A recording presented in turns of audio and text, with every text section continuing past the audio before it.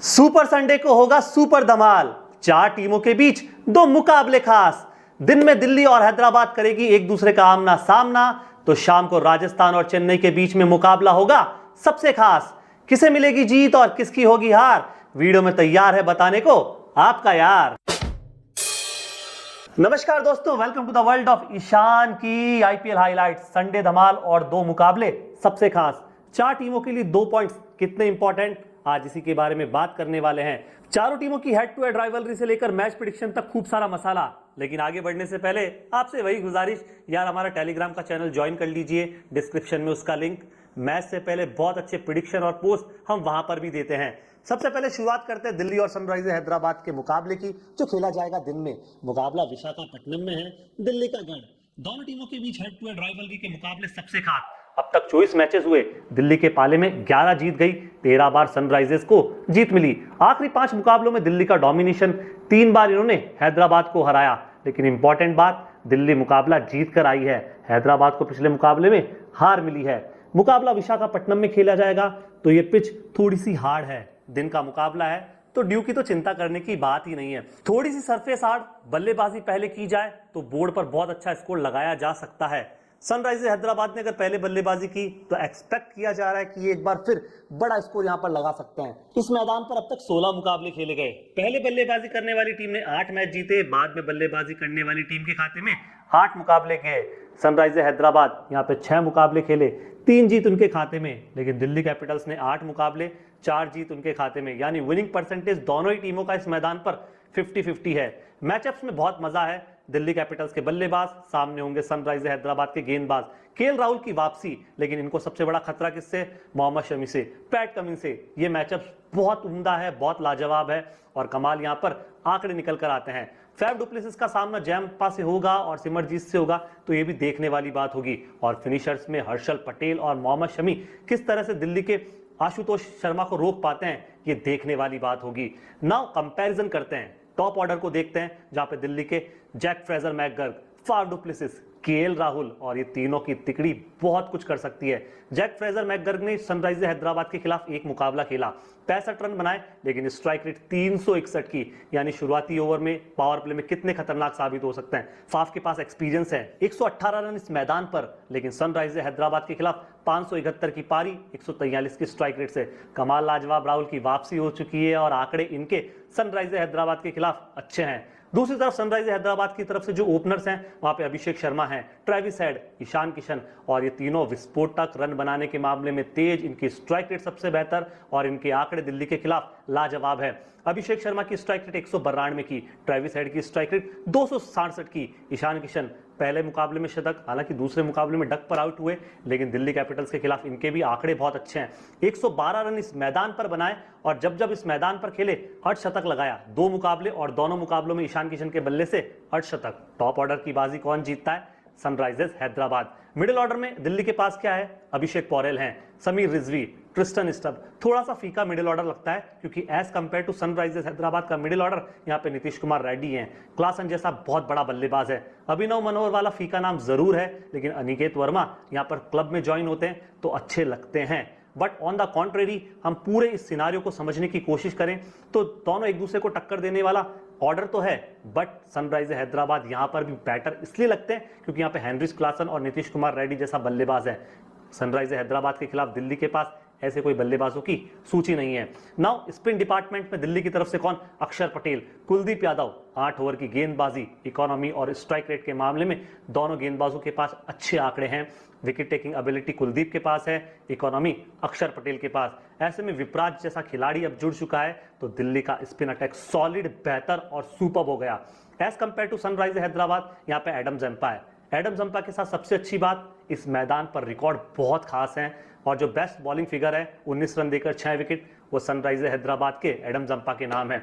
ऐसे में अभिषेक शर्मा भी गेंदबाजी का अच्छा विकल्प है, जो गेंदबाजी कर सकते हैं, इकोनॉमिकल होते हैं। But as compare to Delhi की स्पिन गेंदबाजी यूनिट, सनराइजर्स हैदराबाद के पास स्पिन गेंदबाज इतने लाजवाब नहीं है।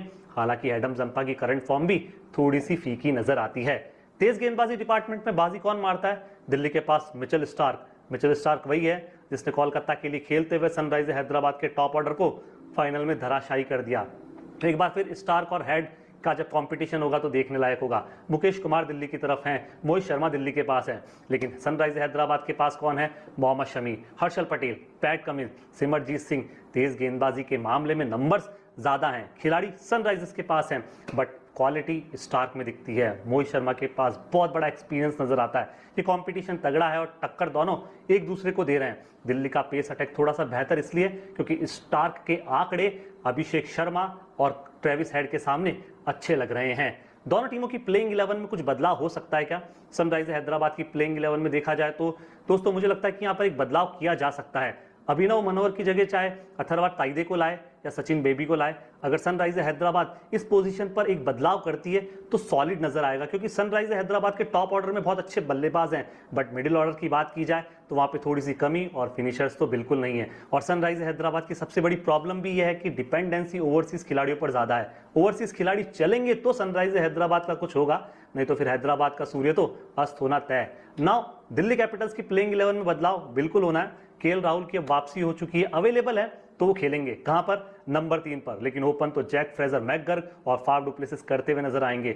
अब जब केएल राहुल आ गए तो बाहर कौन बैठेगा? बाहर समीर रिजवी को बिठाया जा सकता है, लेकिन अभिषेक पौरेल, ट्रिस्टन स्टब और फिनिशर्स में आशुतोष शर्मा बहुत बड़ा नाम है। गेंदबाजी डिपार्टमेंट में मिचेल स्टार्क पर सभी की निगाहें और इन पर एक बहुत बड़ा जिम्मा होगा।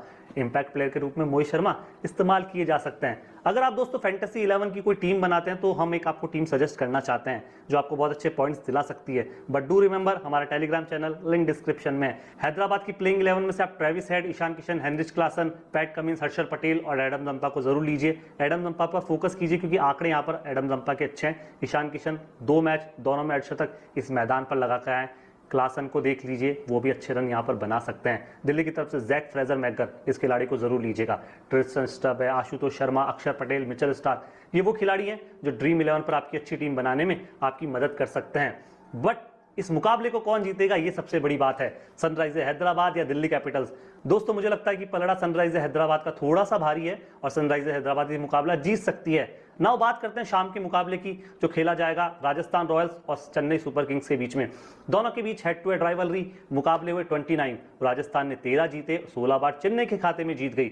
आखिरी 5 मुकाबले जहां पे राजस्थान के पास 3 जीत, चेन्नई के पास सिर्फ 2 जीत। चेन्नई पिछला मुकाबला हार कर आई, राजस्थान ने 2 मैच खेले, दोनों मुकाबले हारे। राजस्थान के लिए मस्ट विन गेम है क्योंकि यहां से फिर हारे तो आगे का सफर मुश्किल हो जाएगा। मुकाबला गुवाहाटी में खेला जाएगा, राजस्थान रॉयल्स का ये होम ग्राउंड है। सेकंड बल्लेबाजी करने वाली टीम के पास एडवांटेज ज्यादा, बट ड्यू का कोई इतना असर दिख नहीं रहा। फिर भी ये देखा जा रहा है ज्यादातर मुकाबलों में टॉस जीतकर बल्लेबाजी की जगह गेंदबाजी चुनने वाली टीम ज्यादा जीत रही है। प्रोजेक्टेड स्कोर इस मुकाबले का 170 से 180 रन आका जाता है, बट इस ग्राउंड की हिस्ट्री क्या? सिर्फ 5 मुकाबले, 2 पहले बल्लेबाजी करने वाली टीम ने जीते, इतने ही बाद में बैटिंग करने वाली टीम के खाते में गए। राजस्थान रॉयल्स वैसे इस मैदान पर 5 मुकाबले खेल चुकी है। चौंकाने वाली बात है कि सिर्फ 1 जीत इनके खाते में आई है। चेन्नई सुपर किंग्स पहली बार इस मैदान पर उतरने वाली है। मैचअप्स में राजस्थान रॉयल्स के बल्लेबाज और चेन्नई के गेंदबाज संजू सैमसन, यशस्वी जायसवाल। चेन्नई सुपर किंग्स के गेंदबाजों में जडेजा दिखेंगे, पथिराना दिखेंगे, अश्विन दिखेंगे, नूर अहमद की गेंदबाजी, चेन्नई की गेंदबाजी यहां पर एक बहुत बड़ा इंपैक्ट छोड़ सकती है। ओवरऑल कंपैरिजन में टॉप ऑर्डर से शुरू करते हैं जहां पे राजस्थान रॉयल्स के पास कौन? यशस्वी जायसवाल, संजू सैमसन, रियान पराग, तीनों टॉप क्लास बल्लेबाज हैं और पिछले सीजन्स में रन बनाकर आए, बट इस सीजन ज्यादा बड़ा रन अभी तक 2 मुकाबलों में यशस्वी के बल्ले से नहीं निकला। संजू सैमसन का एवरेज परफॉर्मेंस जरूर रहा, बट रियान पराग ने भी काफी निराश किया है। और as compare to Chennai Super Kings का टॉप ऑर्डर जहाँ पे ऋतुराज गायकवाड़, राहुल त्रिपाठी और रचिन रविंद्र, यार इस टॉप ऑर्डर में थोड़ी सी समस्या है कि बदलाव करने की जरूरत है। राहुल त्रिपाठी की जगह डेवन कॉनवे को खिलाइए और सैम करन को आप बाहर बैठा दीजिए, फायदे का सौदा होगा। इससे होगा ये कि चेन्नई के टॉप ऑर्डर में स्ट्रेंथ बढ़ेगी और ऋतुराज और डेवन कॉनवे से आप ओपन कराइए, नंबर 3 पर रचिन रविंद्र को भेजिए। ये बहुत सॉलिड लाइनअप है टॉप ऑर्डर्स के लिए जहां पे चेन्नई सुपर किंग्स को अच्छे रिजल्ट्स मिल सकते हैं। फिर भी एज कंपेयर टू यहां पर भी चेन्नई सुपर किंग्स का टॉप ऑर्डर जीतता हुआ नजर आता है क्योंकि चेन्नई सुपर किंग्स के पास 2 ऐसे बल्लेबाज हैं जो इनफॉर्म लग रहे हैं। नाउ मिडिल ऑर्डर में कौन है? मिडिल ऑर्डर में राजस्थान की तरफ से नीतीश राणा है, ध्रुव जुरेल है, शिमरन एटमायर, फिनिशिंग टचेस वाले अच्छे बल्लेबाज हैं। यहाँ पर चेन्नई सुपर किंग्स के पास शिवम दुबे दिखते हैं। हुडा परफॉर्मेंस नहीं आई यार, सैम करन 2 मुकाबलों से रन नहीं है। मिडिल ऑर्डर में राजस्थान के पास अच्छे नाम है, रन बनाने वाले खिलाड़ी है, बट चेन्नई को मिडिल ऑर्डर के लिए सोचना होगा। हालांकि बल्लेबाजी में गहराई जरूर है, फिर भी सोचना जरूर होगा और महेंद्र सिंह धोनी को कोशिश करनी होगी कि वो ऊपर आकर बल्लेबाजी करे और टीम को कुछ रन बनाकर दे। नाउ स्पिन डिपार्टमेंट में बाजी कौन मारता है? राजस्थान रॉयल्स की तरफ से महेश तीक्ष्णा दिखेंगे, वनिंदु हसरंगा नजर आएंगे, रियान पराग गेंदबाजी करते हुए दिखेंगे। बट स्पिन अटैक सॉलिड किसका?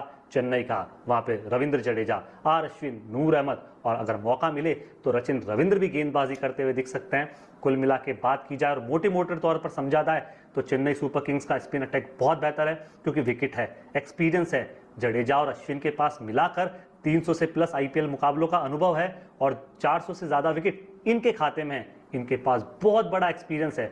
आर अश्विन तो पहले आरआर के लिए खेलते थे, तो कमजोरियां डेफिनेटली जानते होंगे। ऐसे में रविंद्र जडेजा भी बहुत इंपैक्टफुल खिलाड़ी बन सकते हैं। नाउ तेज गेंदबाजी आक्रमण में राजस्थान के पास Jofra Archer, speed, Sandeep Sharma, अनुभव और डेथ ओवर्स के स्पेशलिस्ट गेंदबाज, तुषार देशपांडे जो पहले चेन्नई सुपर किंग्स का हिस्सा थे वो भी यहां पर है। इनके पास विकेट टेकिंग एबिलिटी है। चेन्नई सुपर किंग्स के पास कौन है? मतीशा पथिराना, खलील अहमद, सैम करन और खलील ज्यादा अच्छी गेंदबाजी कर नहीं रहे, लेकिन पथिराना पर भरोसा बहुत ज्यादा बढ़ गया और सबसे बड़ी उम्मीद पथिराना से ही की जा रही है। हालांकि तेज गेंदबाजी में थोड़े से अच्छे आंकड़े भले ही आपको राजस्थान के लगे, लेकिन चेन्नई के पास भी अच्छा पेस अटैक है, इससे आप डिनाई नहीं कर सकते। और इस कंपैरिजन में हमें एक बार फिर चेन्नई का पेस अटैक जीतता हुआ नजर आता है। लेकिन चेन्नई की प्लेइंग 11 में कुछ बदलाव होना चाहिए क्या? मुझे लगता है डेवन कॉनवे को यहाँ पर खिलाना चाहिए और जो लाइनअप है उसमें बदलाव होना चाहिए। टॉप ऑर्डर में डेवन कॉनवे और ऋतुराज को ओपन करना चाहिए, क्योंकि ये सदियों से एक जांची परखी और बेहतरीन जोड़ी है। चेन्नई को हमेशा रन बनाकर देने वाली जोड़ी है। चेन्नई को इस ओर जाना होगा, इस ओर सोचना होगा। राहुल त्रिपाठी को लगातार फेलियर के बाद मौके मिलना और चेन्नई लगातार इन्हें ओपन करा रही है। चेन्नई के लिए यहाँ पर मुसीबतें खड़ी हो सकती है। लेकिन राजस्थान रॉयल्स की प्लेइंग 11 में कुछ बदलाव देख रहे हैं दोस्तों। मुझे नहीं लगता कोई ज्यादा बड़े बदलाव यहाँ पर होने वाले हैं। यशस्वी और संजू ओपन करने वाले, नंबर 3 पर रियान पराग आएंगे, नीतीश राणा 4 पर है, लेकिन 4 पर रन बनाने होंगे। ध्रुव जुरेल फिनिशिंग टचेस देंगे, सिमरन हेटमायर दिखेंगे, वनिंदु हसरंगा यहाँ पर आपको नजर आएंगे। मुझे नहीं लगता कोई बदलाव की जरूरत है। लेकिन फैंटेसी 11 की आप टीम बनाते हैं तो उसमें चेन्नई सुपर किंग्स की तरफ से ऋतुराज गायकवाड़ को लीजिए, रचिन रविंद्र को लीजिए, शिवम दुबे, जडेजा, मतीशा पथिराना, नूर अहमद को लीजिए। राजस्थान रॉयल्स की तरफ से संजू सैमसन, ध्रुव जुरेल, वनिंदु हसरंगा, महेश तीक्ष्णा और संदीप शर्मा को आप अपनी टीम में शामिल कर सकते हैं। बट डू रिमेंबर हमारा टेलीग्राम का चैनल, लिंक डिस्क्रिप्शन में, जहाँ पे मैच से पहले बेहतरीन पोस्ट हम देंगे। नाउ इस मुकाबले की बात करते हैं और ये मुकाबला कौन जीतने वाला है, चेन्नई या राजस्थान? दोस्तों मुझे लगता है ये चेन्नई मुकाबला जीत सकती है। आपका क्या कहना है और आपकी क्या राय है? कमेंट बॉक्स में हम कर रहे हैं आपका इंतजार। शुक्रिया, बहुत बहुत धन्यवाद।